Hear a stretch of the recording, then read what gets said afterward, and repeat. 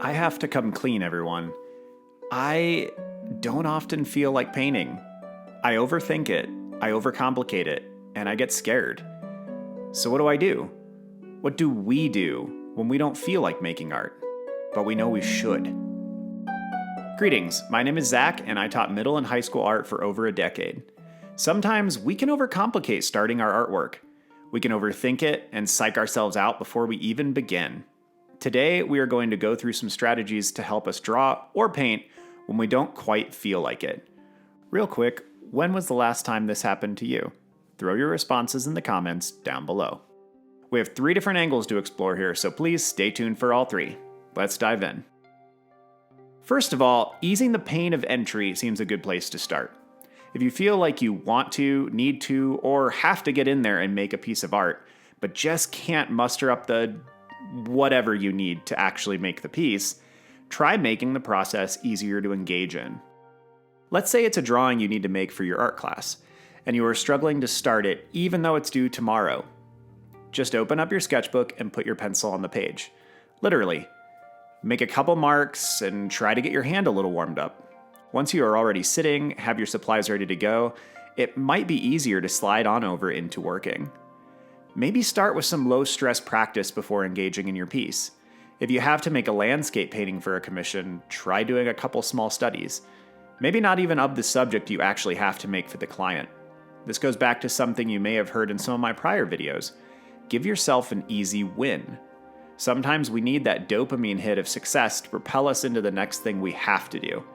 If you understand how you are wired, you can manipulate it to your own ends. Maybe do something you are comfortable with first, if the particular subject is a little daunting. Again, the easy win can be a huge motivator here. In this case, though, maybe work on the part of the piece that you are most comfortable with first, instead of the pieces that are daunting to you. Designing a character and kind of terrified about getting the facial features right? Maybe start with the clothing. You're good at that. Try starting in a place on that individual piece that you are a little more comfortable with.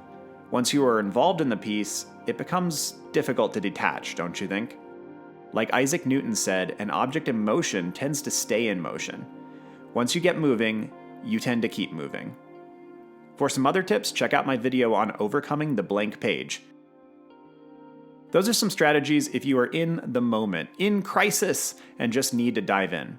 So let's move on to some things that you can do ahead of time if you know you have this tendency, or you can see it looming on the horizon like some Lovecraftian horror.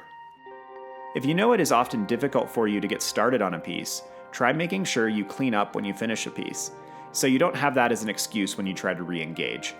If I finish a painting and excitedly throw it up on the drying rack and then forget to clean things, the next time I come back to paint, I hit this barrier of, oh, dang it, my palette needs to be scraped.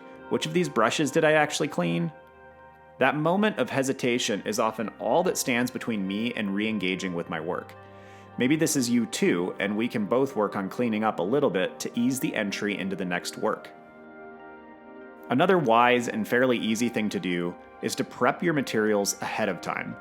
If you already know what the next piece is going to be, take 2 minutes at the end of your prior session and gather some references, open up Photoshop or Procreate and create the new file, name it, color the background, just a few quick things that make it super easy to slide into your next piece. I've set up some templates on both of those programs for my pieces, so I can literally get into a new piece in maybe 15 seconds or less. I don't need to think about size or format, it's already prepped and done. My digital brushes are arranged and categorized so I don't have to go find my favorites. Organization can be a massive hindrance or benefit to the artist. We all know artists have a tendency to be disorganized, and maybe you are better than most, but I think I can safely assume that even you have a thing or two that could be better organized. I know I sure do. Now here's an interesting one. Try telling someone what you are planning on making so that they can hold you accountable. This is awesome in the workplace or in school, but I find that also helps in general. If I tell a friend or my wife that I'm working on a painting, all of a sudden I have this little creature sitting on my shoulder whispering in my ear, "You told them you would do it. Are you going to let them down?" Now this might not work for everyone, but for me, this little bit of friendly pressure can often be a good insurance policy for me to actually finish my work. I will sometimes refrain from letting people know what I am working on because I know if I tell them, then I have to finish it. Another way of handling this might be posting in-progress pictures or showing others when you are halfway through the thing. You might just find yourself feeling like you have to push through. I want to close this with a quick caveat though. Know yourself and understand what you need. If this kind of accountability will add too much unhealthy stress and anxiety, then don't do it. We are all human, all different, and all need personalized strategies to help us through the labyrinthine world of creativity. Know yourself and do what you need to. Keep yourself safe, y'all. Lastly, on the advanced prep strategies, build a schedule. When you put the time into scheduling something, you've put thought and importance into it, and there is a higher likelihood of it happening. I schedule most of what I do. It's just how I work. It's how I handled teaching, it's how I handle content creation, it's how I handle art. It is not for everyone, but I could not imagine trying to navigate my week without a schedule. I'd probably wind up diagonally on the couch covered in Doritos and playing Elden Ring. Again. Not a pretty picture for anyone involved. So that was the things to do in the moment and the things to do ahead of time. This last and third category is based on mindset. For some of us, this is the most powerful of the three. If you can go back in your mind and figure out your original motivation for making art, the reason you have to complete this project or class, the reason you took this commission, the reason you accepted this job, you might be able to pull yourself out of the moment and consider the big picture. If you are a professional, obviously the salary or commission from the completion of the piece is essential to your livelihood. Sometimes coming back to that very basic point can be a helpful reminder. If you are a student, maybe you didn't want to take a sculpture class. You're a painter after all. Keep the prize in mind. All of these art classes are going to make you more well-rounded, and you are going to come out of the other side better for it.